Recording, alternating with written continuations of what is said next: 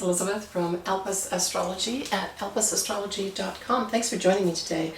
So today this video is more to do with a topic that I've been looking at for some time. I'm not the only one who speaks about meaning in life as an astrologer, but I did want to kind of devote most of this video to that. I am going to start off with, though, some of the important things in October, which kind of leads into why I picked this specific topic of meaning in life. So when we look at October 2020, it's very much influenced by at least three things. One of them is the Mercury retrograde in Scorpio, which it goes retrograde at 11 degrees on the 14th of October. It goes direct on the 2nd of November 2020. Its ruler is of Scorpio is Pluto, and of course Pluto is where we delve into the deeper parts of ourselves. And so I thought that this would be appropriate considering that influence, but we also have Mars that will be retrograde for this whole month and indeed into parts of November.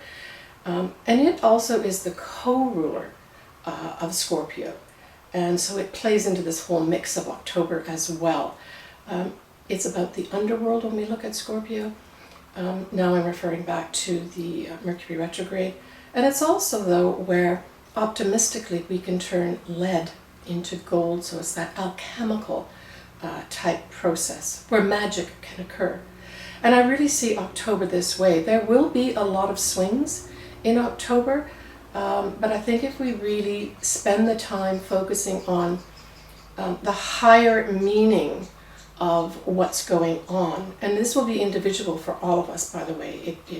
It will have obviously some overtones for us collectively, but I'm putting this out in advance, so October is going to be a month away. I'm actually making this on the 31st of August. Probably get it out in the first couple of days of September, maybe right around where that full moon in Pisces is. So that's it for me talking about the actual influence of October astrologically. The rest of this video is going to be devoted to meaning in life and my take on it, and maybe providing you with some substance and maybe even some scaffolding or framework from which you can draw from. I will end with two things. I'll end with the house, the ninth house for each of the signs. So basically most astrologers would accept that as a house. The ninth house, which is Sagittarius in the natural zodiac and ruled by Jupiter, is potentially one of the areas where we actually find meaning in life. Now there are other things too, and I'll discuss that a little bit later on in this video. So I'll cover each of the houses for each of the signs. You really do need to look at both your sun sign in this particular case when you're looking at meaning in life, as well as your ascendant. So meaning in life, you hear about this a lot. What does it actually mean when we're trying to seek meaning in life? And I really look at how, in terms of like how our thought processes are and how we're viewing the world, it's very much like almost looking back like when we were a child, where we met things on a daily basis without a lot of filters, if any filters to begin with. And what we took in was really what was real for us at that time. Of course, as we go through life, we have certainly culture or cultures, the societal influences, our family, our spouses, our friends, our groups we belong. All these begin to form multiple filters from which we then make decisions for ourselves. But we can be influenced by things that maybe aren't really what our true feelings of what gives us meaning in our life, because we feel we're obliged to someone, we feel guilty, we feel we should be doing what mom says or what dad says or what our spouse says, or I stay in this situation because I feel an obligation, but it doesn't have anything to do with what gives you meaning in life. So that's where I think if you could think back to very early childhood and how your mind sort of thought at that time, it's more like that innocent type thinking. So The higher mind we're looking at, of course, generally speaking, when we're looking at the ninth house and Sagittarius as well as Jupiter, it's expanding our mind. So when we look at the planet Jupiter, Jupiter expands. It's also where we're to grow. And so this really does feed into that, where do I have meaning in life? And it's a question, I think, that all of us have, not just once in our life, but maybe many times in our lives, where we ponder, I'm not finding meaning here. And I think that's a good thing, by the way. If you're in this type of situation, it means that you've probably met a crossroad with your true self and where you should and want to be going, and where you have been going for whatever reason. That doesn't mean anything to you anymore. And I can tell you that there's a lot of people, as a result of this whole thing that we've been going through this year, where we've been really forced to start looking at the things that we have in our life and asking, does that give us meaning? And in many cases, it won't be giving us meaning. Or some small part of our life that we've not been paying much attention to, we're discovering gives us lots of meaning. Let's just say spending more time with your spouse, if you had a job traveling all the time, or even spending time with your little furry animals. Say your job also took you traveling all the time and you rarely had time to even take them out and you're exhausted when you came home. Okay, that's just a few examples. Now, the other thing that the ninth house covers too, it also covers higher education, travel, foreign affairs. It is how our mind develops a template from which to view reality. In other words, our world. Now, we could also say that Uranus can be considered conscious expanding. And for sure, Uranus can be. It's more not an enduring effect necessarily, although it does stay in the sign for a while. But it provides us with flashes of insight and certainly has a lot to do with our future. So when we're looking at meaning in life, it's something we want to develop in our present life. But we can have these flashes come in of Uranus to give us this enlightenment, this eureka, this enlightenment. And this can be a life-restoring type thing, especially if you say have... one of my clients, actually two of my clients have Uranus conjunct their ascendant or coming very close to it. Their ascendant is in Taurus. And so this will be a once-in-a-lifetime effect.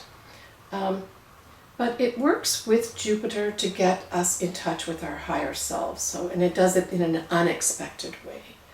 That just gives us meaning in life as another layer. So there's many layers that we look at, or I certainly look at when I'm looking at a chart, to try to find out what will give meaning to this person in their life from their natal chart. Now, I could certainly do your chart if you wanted me to do it. I'm just going to give you a few tools to help you start that process. It is a little complicated, but it's certainly doable by people if you start with the ninth house and then you look where Uranus is in your chart, but you also want to look at it with regards to where it is now. And right now, it's around 9-10 degrees of Taurus. So you could look that up in your chart too, right? And see where that is trying to bring you some enlightenment and higher level knowledge. It's almost like connecting in that universe, connecting with higher source. That's that Uranus influence there.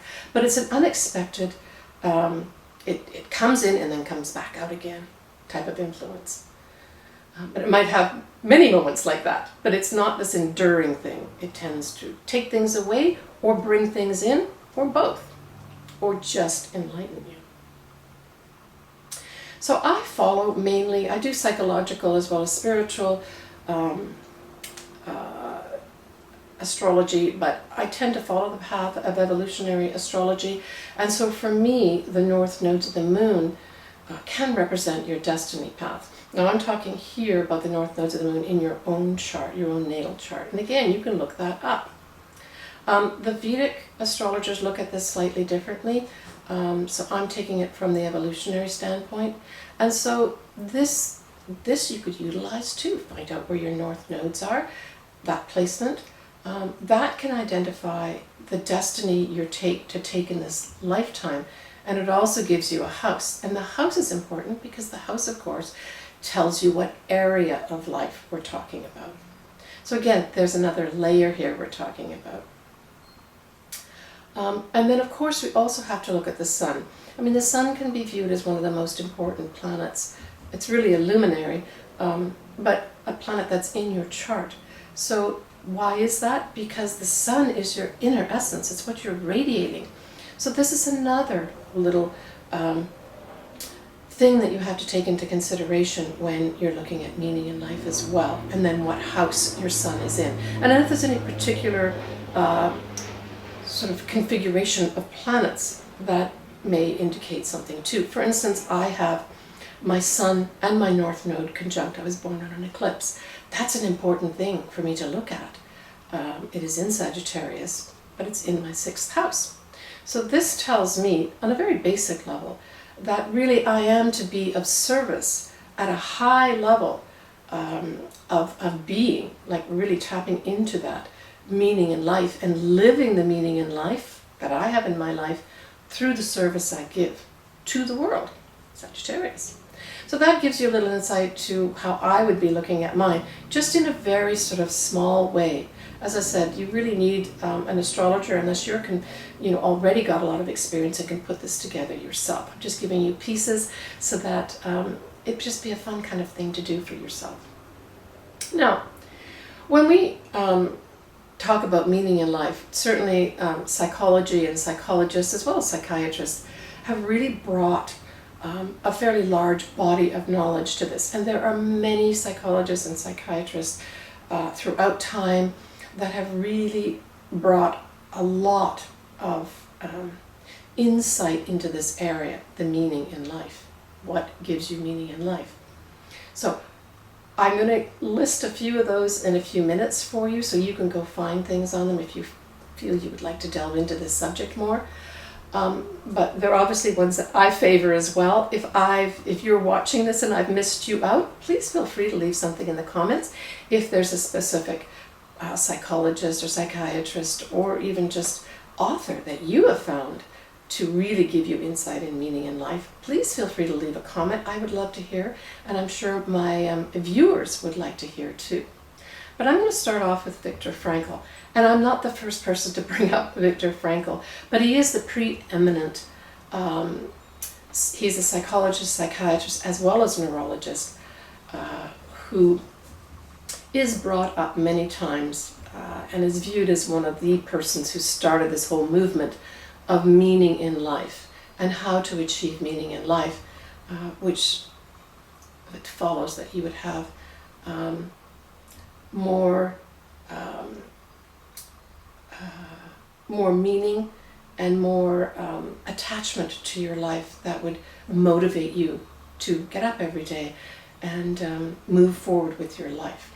So Viktor Frankl is more into the existential psychology, and he also brought up something called logos therapy. And it really came from his body of work in the 1940s. But then the Greeks, of course, did bring some of this up before that time. So he was a physician and psychiatrist, like I said. He's from Vienna. He endured 3 years in concentration camps. He lost his wife, his unborn child, and both his parents. And I was reading back a little bit on his history, and I thought it was so significant in terms of the trajectory of his life that he had one of the last visas to get out of Vienna before, all the Jews were going to be basically shipped off to concentration camps. And he decided to not go to America, but to leave it to expire because he didn't want to leave his parents and his wife behind. I think that says a lot about who he was. Now, he initiated this logotherapy on the heels of Freud, so that's where he came from, and also Adler. So Adler and Freud were before him. So you can read their things too if you like, especially Adler may give you some more insight. But basically the basic tenets and kind of questions that he would bring forward to his clients, as well as obviously in this concentration camp, he saved a lot of people by inspiring them to have meaning in life. And this is what he basically used. So his tenets include that human life does have meaning, that human beings belong, or long rather, to experience their own sense of meaning. So each of us has our own individual sense of meaning.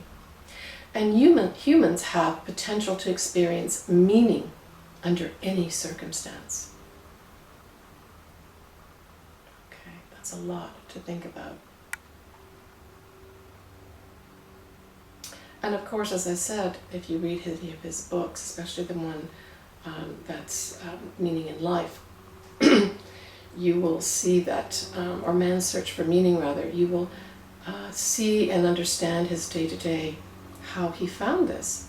And I just thought it was very significant how he managed to not only keep himself buoyed in probably the worst possible situation you could be in, but he also extended that to others. So I think he also set up a feedback mechanism, whereas he gave people hope and meaning in life, that fed back to him and gave him meaning in life too, as he was giving this to others. I like this famous Frankl quote, when we are no longer able to change a situation, we are challenged to change ourselves. Now, isn't that just what we've experienced recently? Everywhere in the world. We're no longer able to change a situation. So it's interesting how everything has conspired to put us in a situation where, in many respects, if we haven't taken the time, the true time, to reflect on what gives us individual meaning in life, we really are, in many respects, forced to do this. And I don't have to go into how that is. We're living in it right now, each and every one of us. So Frankl found that meaning came from purposeful work, love and courage in the face of difficulty. He considers the transcendental power of love, because love goes far beyond the physical person of the beloved. So here we're talking about love transmuting into Neptune's higher level of love, which is all-encompassing love. It's what many people call agape love. Now, it was interesting, I was listening to a YouTube video. Ram Dass is dead now, as obviously is Frankl, Viktor Frankl. But this was a video that both Eckhart Tolle, who is alive and thriving, together with Ram Dass, were talking about various things, and one of them was how we make meaning in life and how we connect in life and how best to do that. And I thought it was interesting that Ram Dass said that we have to just love. And I thought it was great that he went further and actually explained what that meant. And he said, I'm not talking about the emotional love. I'm talking about the love that we feel in our souls and that we recognize in somebody else. Well, that's amazing. And I think intellectually we can all understand that, but I think it's worthwhile thinking about that a little bit. What was interesting was Eckhart Tolle, not commenting directly on that, did talk about the fact that we need to look at people without their form. So when Eckhart was saying that, I viewed that as him saying, So we're not looking at my blonde hair, we're not looking at my blue eyes, we're not looking that I'm a female. We're just looking at the soul of this person. And that is how we are interacting, right? And that energy that goes back and forth between the souls is the love we're talking about. Now, I do not think this is an easy thing to do, and I certainly don't propose that I live in that every day. I do come from a sort of understanding of basically I am that way, generally speaking, on a very surface level. I'm not constantly saying, you know, looking at that person's soul back and forth. I try very hard to do that, but I certainly try to keep an open mind in whomever I meet through my day, or whoever I watch, for instance. But I think it's a difficult thing to do, but I would, you know, suggest that you might want to spend some time thinking about that and maybe even practicing, you know, feeling that soul of yours, that inside compassionate feeling that you have, and then projecting that out onto somebody in your vicinity, in your environment, and only focusing on the actual soul part, not taking into account any of the form part, as Eckhart spoke about in that video. You can find that video on YouTube if you want to listen to it. It's actually quite good. I really enjoyed it. So when we look at some of the either past or modern day authors for finding meaning in life, we find people like the Dalai Lama, right? He wrote the book, The Art of Happiness, and I believe other books too. You can find everyone that I'm going to be talking about after this, you can find on pretty well some form of media. So the Dalai Lama's one. I really enjoyed The Art of Happiness. That was a great book. Viktor Frankl, his main body of work is Man's Search for Meaning, but there's many others as well. Eckhart Tolle, you know, really giving us great insight and foresight and help with living in the now, which is right now, every day. A New Earth is one of his books, but he's everywhere online, and he has his own website too. Deepak Chopra is another one. He's based just north. Actually, he's just right around where I live, actually.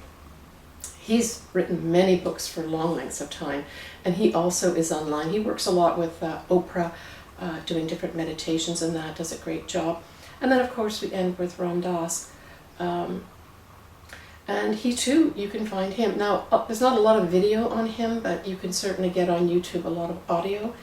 And he's a little pedantic in some of the way he speaks, but I think he has some absolute jewels and pearls that are worth listening to, and insight that he can give. And he gives some really cool examples of his own life, and I thought that was really interesting. He did one video where he spoke about the, he was older, it was, I guess, maybe 10 years before he died, and he was on a train, and he forgot to get his ticket, so he was going to get a ticket on the train, and the conductor basically said, well, what ticket do you want? And he said, well, what's the choice? And he said, well, there's the senior citizens, and then there's the regular. And Ram Dass was taken aback. I guess that he was being recognized as a senior citizen. And he said, I'll have the senior citizens. How much is that? And it was half the price of the regular. And he felt quite chuffed about that. He was very happy about it. But he then goes into a whole discussion of the view we have of elders. And I think I won't go into that here, but I thought that was very insightful, where he gave a really good example of his own life. I chuckled at that too. So check those guys out. And like I said, if you've got any, and I'm not trying to offend anybody here that I've not mentioned, I didn't want to make this long. Really, this video, I should have said at the beginning, it's really just to start a conversation. I may come back to this and maybe take a slightly different twist on this, but I really felt that in October, we may really be in some existential crisis where something like this video may help you, or going in and listening to some of the YouTubes of these people that I just mentioned, or getting a book and taking the time now that we have it, taking the time to actually read some of these folks that talk about true meaning in life. Yeah. Okay, so I'm going to now go through the house, or the actual 9th house for each of the signs. And so I'd like you to read for your ascendant. Okay, read that first. And then I'd like you to read for your sun sign. And then the idea would be to kind of meld them together and to come up with some picture of what area and activities in your life may give you meaning in life. But of course, if you've got your own chart, and I really hope you do, if you don't, go to astro.com. Just generate one. It's just so simple. You do need your time of birth, though, to get this accurate. And if you don't have it, and all you know is your sun sign, that's okay. It's a starting point, right? And a lot of what I'm doing in this video is starting points. It's not meant as this in-depth, really digging into all this stuff, because this is a deep, deep subject. And it would take hours or many courses to get through, the true meaning of meaning in life and how to acquire it and how to make life worthwhile. Okay, so do that. We'll start off with the ascendant, but look at the sun as well. And so I am going to be looking at the ascendant first for the house, for the 9th house. So what sign is the 9th house? Now, again, there are other layers that you should really, as an astrologer, I would put on top of this, where I would be putting together a client's, what I would feel is their potential area and maybe even activities around that will give them meaning in life. So secondary, I would look at the north nodes of the moon, where those fell. I would look at Uranus to see where that was. And I would look at Uranus where that is right now for them. Obviously, I look at the 9th house. I can also look at where Sagittarius is in their house. I look at where their sun falls in their house. Again, as I mentioned at the beginning of the video, the sun is our inner essence. And I might even take a look at the 12th house. And the reason for that would be is the 12th house in the natural zodiac is Pisces. And Pisces is ruled by Neptune. And as I mentioned earlier, Neptune is the higher vibration of Venus in terms of true love, agape love, compassion, great empathy and feeling, right? Okay. So what we'll do is we'll start off with Sagittarius ascendant or Sagittarius sun. So you actually have Jupiter ruling your sign. Your 9th house is ruled by Leo. Now, Leo likes drama. It likes the stage. So you could look typically at maybe an actor or someone who's a speaker on the stage. Hey, say maybe somebody like Tony Robbins. I'm not saying he's got this placement, but I'm just saying as an example of the type of thing I'm referring to. But underlying everything Leo is this. It's having the courage to truly express your authentic self, the inner love, and to radiate love, right? To have the courage and to express your authentic self. Now, many times this will take the form of artistic type things too. I've mentioned getting on the stage, actors, but it could be any kind of artistic thing. It can also involve children as well. It can be having your own business. So all these types of things may form the first part of helping you understand where meaning in life might be found for you. But as I said, you have Jupiter ruling Sagittarius. So in many ways, Sagittarians are lucky. They're lucky. They have, and I'm a Sagittarian, my sun sign, and I have to tell you the number of times I've had the 11th hour help for whatever it was. literally in one case rescuing me, that I can attest to that for sure. All right, Sagittarius, good luck with that. Next is Capricorn. So Capricorn, your 9th house is actually Virgo. So Virgo likes to pay attention to details. Although they could see the big picture, they like to get everything down and lined up in the right way. You know, those are the people who come and straighten the picture on the wall because it's slightly off a quarter of a centimeter. And there's nothing wrong with that. So attention to detail is one big thing. But it's also a lot to do with our health. Virgo is a health sign as well. You could be very involved in things that to do with nutrition, or you may also have a lot to do with things that are like an exercise, movement of the body somehow, to keep it in its optimal shape. But underlying the whole sign of Virgo really is the ability to communicate with others after you've decided with great care what's worth keeping and what's worth letting go. So it's that whole sorting the wheat from the chaff. So those types of activities could potentially be very good for you with regards to you finding that initial foray into meaning in life. For Aquarius, your 9th house is Libra. Well, Libra on a general level is the law. It is also the rules of society. But underlying all that is the desire to be fair, the desire to do the right thing, the desire to have the balance equal for everybody, right? And there's a lot of that happening right now, where people are literally demanding, and rightfully so, equality. So you guys may be very involved in being Aquarius as well, outside the box thinking. So you could combine your sun sign as well as this 9th house and, be thinking outside the box for equality for others. That everybody in society has what they need.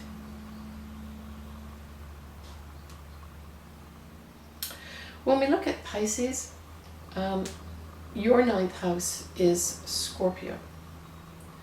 Now Scorpio is certainly a sign that is very deep, still waters run deep. It is really looking at the psychological part of the human being. It's how is that mind thinking and delving into that and understanding that. Now it can also be research where you like to figure something out at its deepest levels. So it could be both those things. Now traditionally, obviously that would be something like, first of all, a psychologist or psychiatrist, but the other one could be someone who's an actual researcher, say in a lab, or maybe even outer space researcher. That type of thing. But it's deep thinking into the mysteries of life. So this could be shamanic healing. It could be something like that, something deep like that, or anything in those types of healings could be reflected for you in terms of giving you that first understanding of what may give you meaning in life in this lifetime. When we look at Aries, well, Sagittarius is your 9th house. And so here we're talking about foreign cultures, right? Foreign lands. These may be important for you in terms of developing this inner meaning in life. So you may live in a foreign culture at some point in your life and find that this culture really responds to your soul and that it really gives you meaning in life. Or you encounter somebody who is a foreigner that gives you this as well. Other places you can find this, of course, would be in places of higher learning, and that would be like universities, that type of thing. But you can also just get this through philosophical teachings. So you may seek out something like a guru and become one yourself, maybe even. That's another potential. Always make sure you're operating at the highest level, right? Where from what you've learned from maybe some global studies or global traveling and immersing with cultures, you start becoming someone who is followed by many others because of the insightful teachings that you have. For Taurus, your 9th house is Capricorn. Now Capricorn, at its deepest level, I guess you could really talk about our ancestors. So this could be you going back and going into something deep like Celtic goddesses, for instance. It could have you going into, deep past cultural practices that truly have meaning for people, that help illuminate parts of who we are, and more importantly, honor where we are, in particular, Gaia. This could be a big focus for you that gives you insight into meaning in life that you find resonates with you and that you share with others. It also is structures. It's our government, on a sort of superficial level. It's our government, and it can be churches and that sort of thing. But I think, again, underpinning all this is that deep resonance with the ancestor.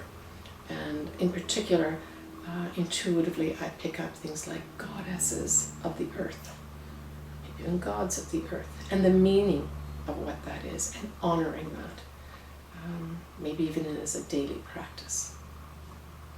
For Gemini, it's Aquarius. And Aquarius is literally out there. It's the outer realms of space. So this could literally have you communicating in terms of a meditation. Maybe you meditate and connect in with Source. Perhaps this is just through walking in nature, walking by the sea, walking by a lake.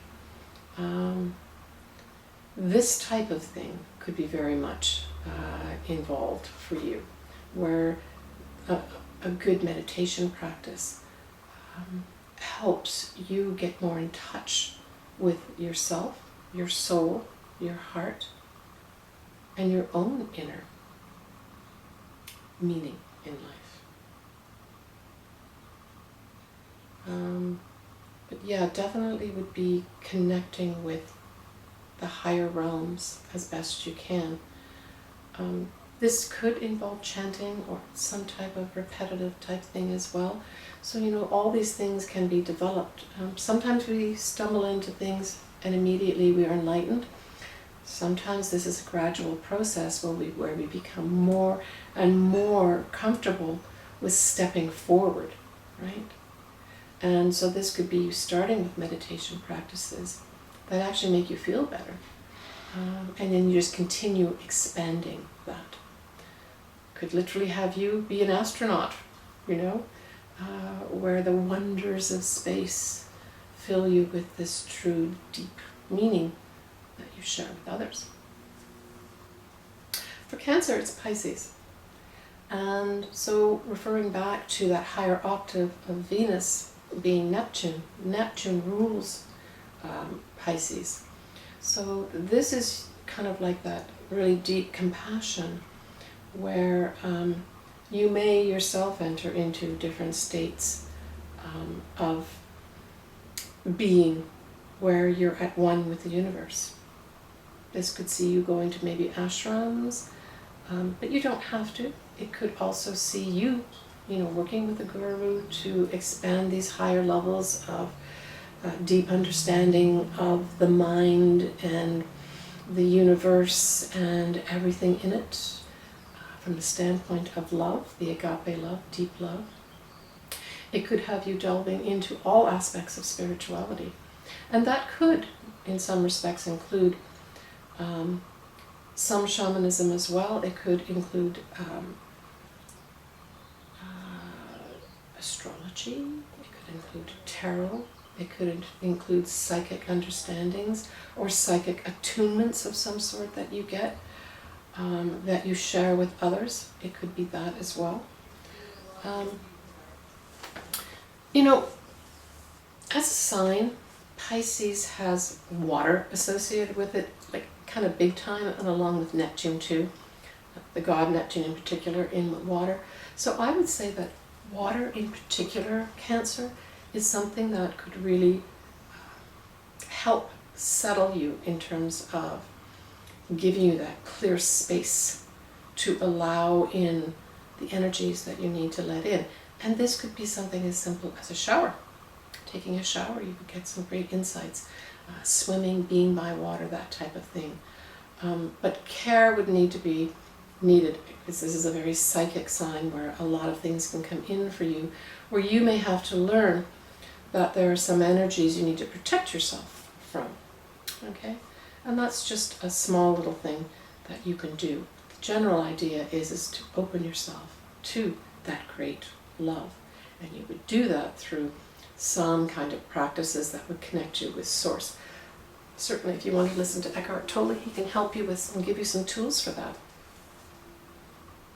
Leo, your ninth house is Aries. And Aries is all about pushing forward, the pioneer. I want to do it my way, and my way or the highway, that type of thing. But underlying Aries, the real message is for you to have confidence, to be who you are, to be the individual that you are, and to take that path that you want to go on, and to do it confidently and courageously and move forward on it. So this could encompass many things, of course. But the idea would be, this is a pioneering type activity where you're forging a path that no one else has forged forward yet. And we need a lot of those people at this time to forge new individual paths that help the individual express themselves in a society of many, and that the individual is respected. And that's what I get for you. The Aries influence of the ninth house, Leo, is that to have courage to be who you are, to be the individual that you are, and not to have fear of, going on your own path, blazing a whole new path, so that others can follow behind you. All right, Virgo. Virgo, your ninth house is Taurus. And of course, we have Uranus in Taurus right now, so this may be, you may be being woken up about meaning in life, for sure. Either now or sometime in the next few years, but Uranus, you tend to feel that years ahead of time before it hits something, directly in your chart. So this talks to you being shaken up right now in terms of finding meaning in life, and really looking at, being forced to look at. Uranus, just like that, requires your attention, and you know it. So Uranus will be shaking you up, saying, why are you doing that? Why are you in that situation? Or, at the same time, giving you great insight that you are doing the right thing. You are in the right situation. Whatever it is, it's giving you great insight right now. Uranus, that is, in this ninth house of yours. But generally speaking, Taurus likes to collect things. It can be the great hoarder.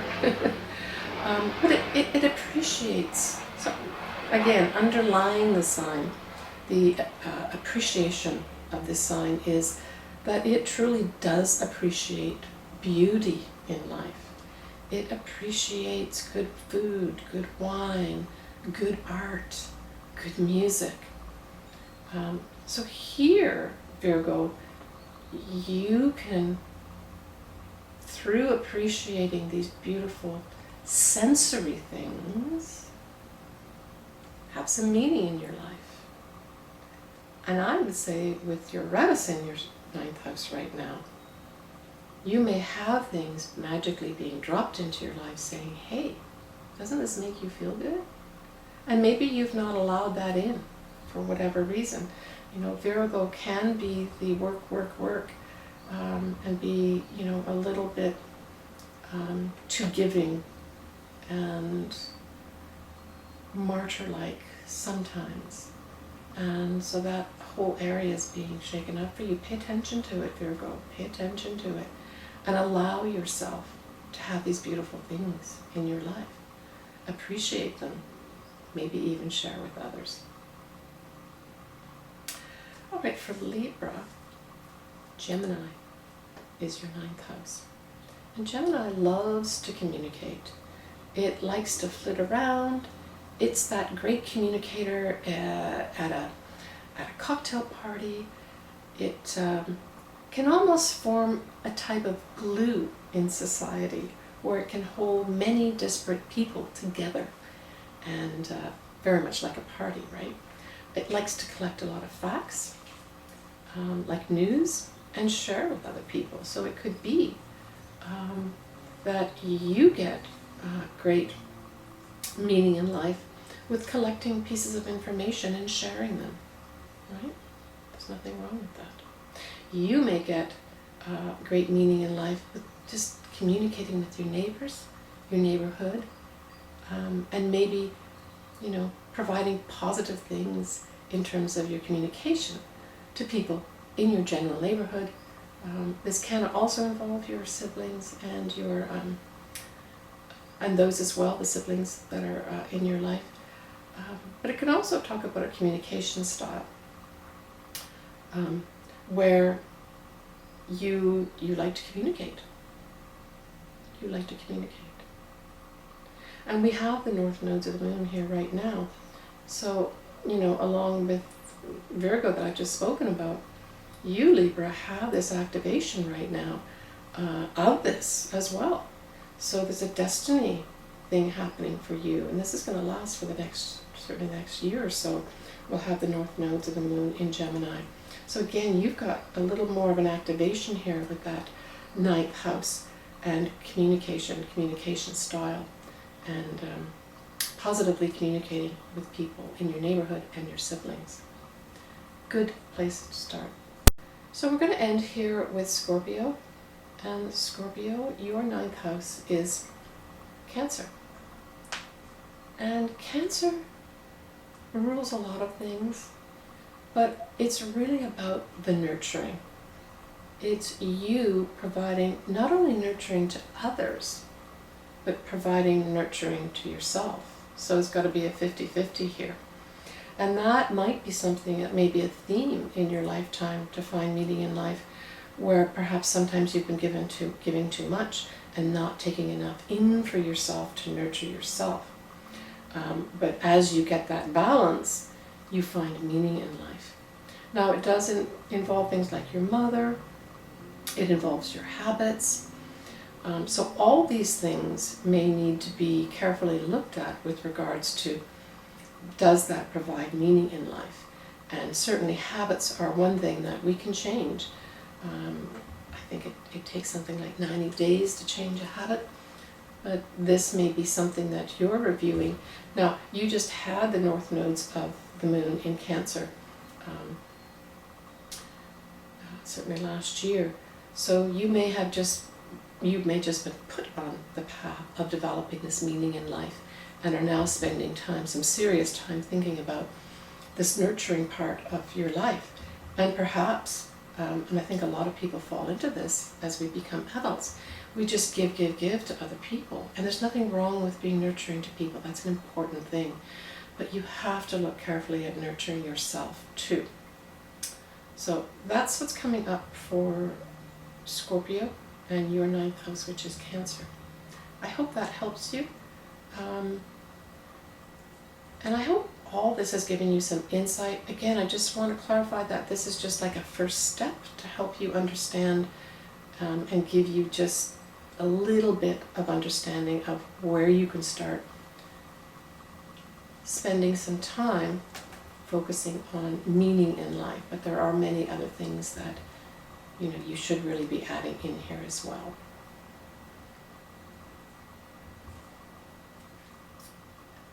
I wanted to mention one other person that is on YouTube, and she's got her own website, and she's written a number of books too.